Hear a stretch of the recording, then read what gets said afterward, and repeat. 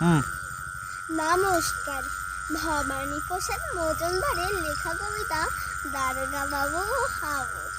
থানায় যে সেদিন ভোরে বললাম কেটেই হাবু, নালিশ আমার মন দিয়ে খুব। শুনুন বড় বাবু, চারজন ভাই আমরা একটা ঘরে থাকি। দুঃখে আমি সারাদিন রাত ভগবানকে ডাকি। বদ্দা ঘরে 7টা বিড়াল পোষে ছোট বড়, মেজদা পোষে 8টা কুকুর।